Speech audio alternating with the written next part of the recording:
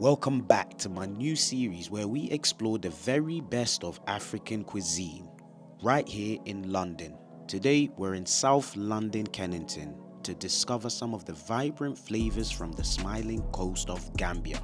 We stopped off at Eazy Kitchen, a small business with a big heart. This place has been creating a buzz in the community for its bold and authentic take on Gambian dishes. Honestly, this makes me proud to be West African. All thanks to the passion and vision of its founder. Meet Ebe. Right, we are at Eazy Kitchen. Easy. Oh, Mr. Easy, whichever you are. Eazy Kitchen, all right? We're here to get a taste of the smiling coast. Yeah. I started cooking a long while ago, but I took it seriously 2011. That's when I took it serious. 2011, yeah? Yes. What inspired you, man? What inspired you to go out there and say, you know what, man's gonna be a chef? Chef, my mom. My own business, your mom, yeah? Yes, my mom. So growing up, my mom had her own restaurant. So from there, I just used to look at her and think, one day I want to be a chef so I can help my mom. Your mom, yeah? Yes. Wow. So she can retire and I'll take over. That's how it all started, basically. Yeah. So it all came from my mom. Tell us about Gambia and Gambian food. When we talk about Gambian food, what should one expect? Flavors. Because I can smell it. Flavors, Smell bro. it from here. It's Different flavors. Yeah. One thing you can definitely get from it is flavors, because I'd say when Gambians cook, they put passion in it. It's more, you know what I mean? Yeah. So they enjoy, all the aunties there, they love what they're doing, basically. Yeah. So they wake up in the morning, go to the market, get all the ingredients fresh, go home, spend the whole afternoon cooking. So when the kids finish school and the husband come back from work, the food is ready to be served and stuff like that. So so.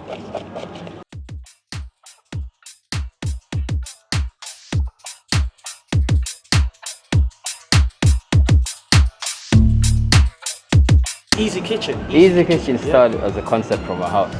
So you used to sell it from your house? Yeah, so I started selling food from my house. Wow. That's how it all started. Wow. Humble beginning. Humble beginning. So 100%. From the ground up, nothing was just given to me on the plate like that. It was all just working hard, living in yourself, and just pushing, really. That's what got me here. Just pushing food out, pushing through, and then... And then what was the day where you were like, I'm gonna open up a restaurant? I want to know what was running through your crazy mind when they came in my head. What was the triggering point? Just beginning, really. Starting from my house and seeing that it's working, that it can go further, and I just kept pushing. And one thing about this life, what I believe in is when you've got a dream in your head, you can't just let it sit in your head. Yeah. You have to get up and make it happen. That's right. And once you get up and start making it happen, the doors will just open. Amen. Yeah, God will just open doors for you. Tell us about this contraption, man. This is a very interesting contraption. Okay, I haven't seen anything like this in an African kitchen. All right, so this is the grill. It's like a smoker, basically. Smoker, yeah? Yeah, it's like the Jamaican, the drums, what they use. It's similar to that. I call this the Rolls Royce of the grills. The Rolls Royce? Of the grills, yeah. Wow. It's the bad boy. This is where all the flavor comes from. Is this where the flavor is? Is it something that you would use back in Gambia? Is it something that is quite similar? Not the setup, but we grill a lot of things in Gambia, And then the charcoal smell makes a big. I mean, the charcoal, the flavor from the smoke gives it a little bit of flavor. gives it a lot of flavor, not a little bit. Like a lot of flavor comes from that. Right. So I love it. I wouldn't swap it for anything else. Oh, nice, man. And this is where you grow the meat, the fish, everything, prawns, everything in here. Yeah. And you're adding a bit of sauce. Tell us about the sauce, man. So this is the safna sauce. The safna sauce. It's all in the safna sauce, basically. What is a safna sauce? Without giving too much away, because I know it's a secret recipe. I'm gonna try and get it out of him soon. Don't worry. Safna means delicious, tasty, something delicious, tasty. In Wolof, it's a language in Gambia that we speak. Yeah, so that's what it is. That's the meaning of safna. But so this sauce is something I've worked on for the past, I'd say, 11 years. 11 years, or even more. Yeah. And then Yeah, the name is called, it's called safna sauce. Basically. Safna sauce, Delicious. yeah. And it goes with anything, fish, Wow. meat, you name it. You can have it as a dip, as a marinade. Yeah, what does it do to the flavors of the meat, man? It enhances the flavor. Enhances the Yeah. flavor, man.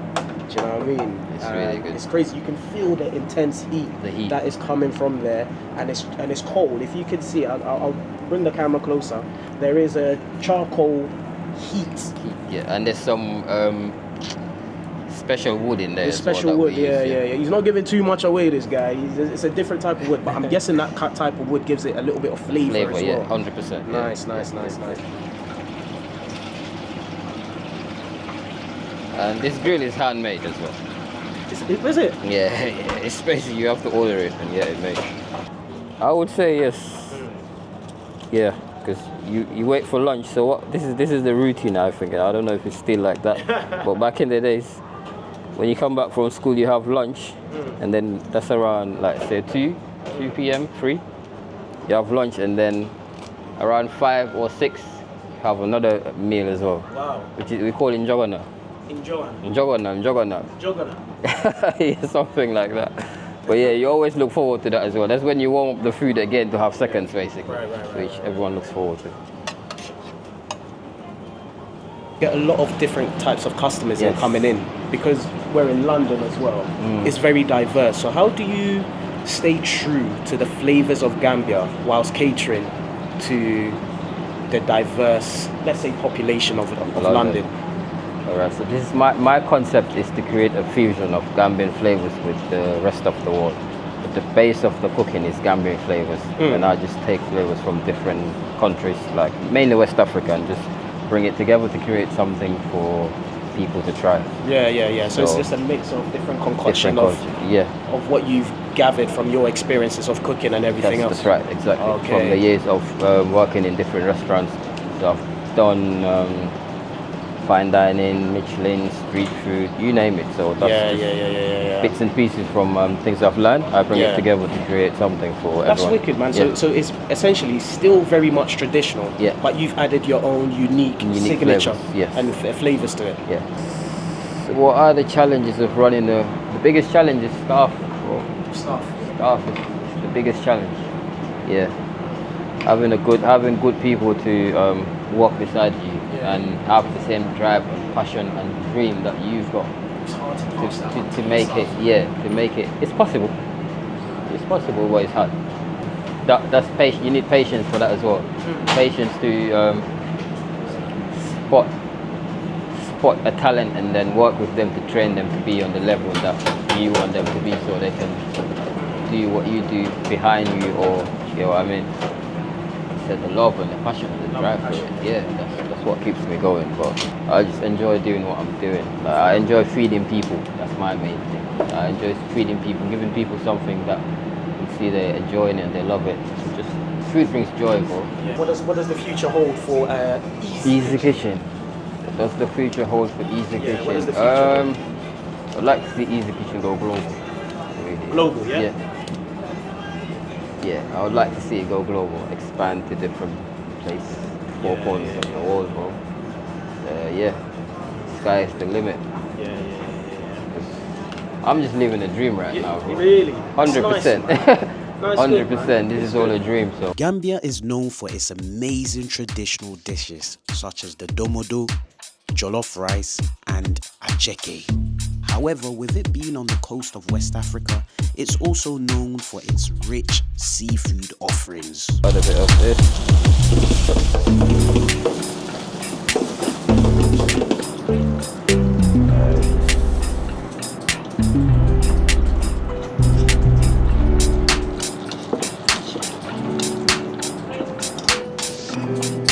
Black beans. That's it, yeah. No, that's So I just flakes, fish flakes, red brim, and then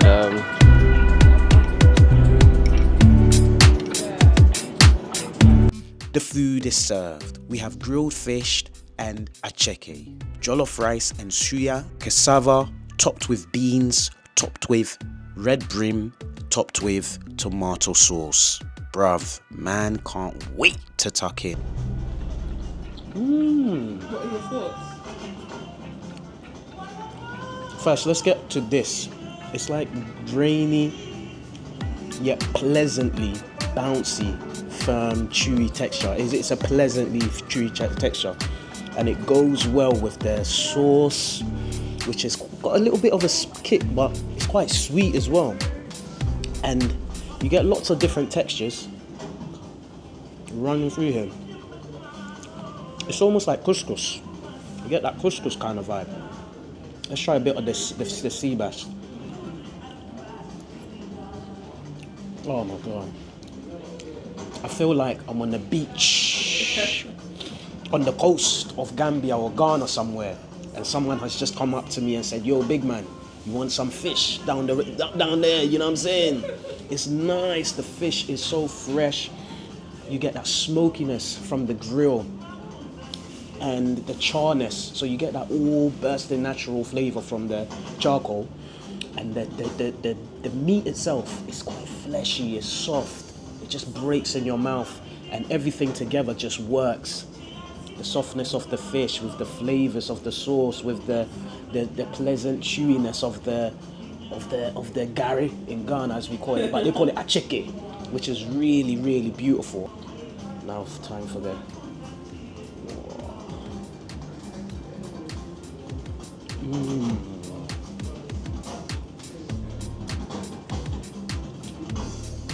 This is so good. There are hints of Ghana in here. The black-eyed beans, that potatoey starchiness from the cassava itself. I like it, and then the fish with the crunchiness and that flaky onion aroma. Hey, Africa, I miss you. I miss you so much. It's nice because I was expecting the cassava to be more like Firm. Yeah. It's so chewy. It's chewy, but it's that sort of pleasantly chewy thing that it just goes with everything that's going on here. And there's lots of different textures going on. You got that soft cushion, pillowy thing that's going on, texture from the cassava. The crunchy onions just gives it a little bit of a texture, and the sweetness, and then you get that little bit of a bite from the black-eyed beans. It's nice. The sauce really lends to it as well. It does. Now, I'm somewhat of a jollof connoisseur. All right, so we're gonna taste this jollof. All right, we got big man sitting at the back. He's watching us carefully. You know what I mean? He might kick us out if I don't like this. He might kick me out. But you got the jollof here, and it's a different kind of color. It's like deep orangey, almost browny sort of color. In Ghana, we get it more orangey. You know, it's more lighter, but this is deep orange. I like them. I really like them. It's got more of a bite to it. I think because it's more, it tastes more like baked. It's like, yeah, it's like almost baked. Like a char. Yeah. When you... Get to the bottom of the pan. Oh my god, yeah. So it's like you get to the bottom of the pan in jollof. That's the best bit, because that's where all the flavors are. So you get that oily, sort of that smokiness at the bottom of the pan, because obviously it's cooked the bottom. Yeah, it's like charred. It's charred, and you get... You don't get the burnt taste. Yeah. It's flavorful. It is so flavorful. I love it. I love it. Honestly, this makes me proud to be West African. All right.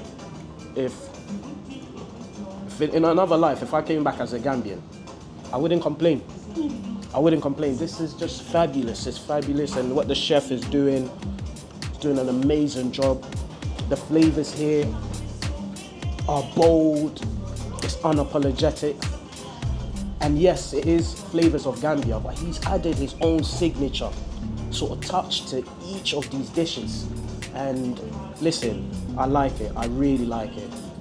He's doing God's work for the people of West Africa, the people of Africa, the people of Gambia. I'm so happy that it makes me proud that this is in London. You know what I mean? And listen, I don't want to talk anymore because I'm just gonna dig in, man. It is delicious.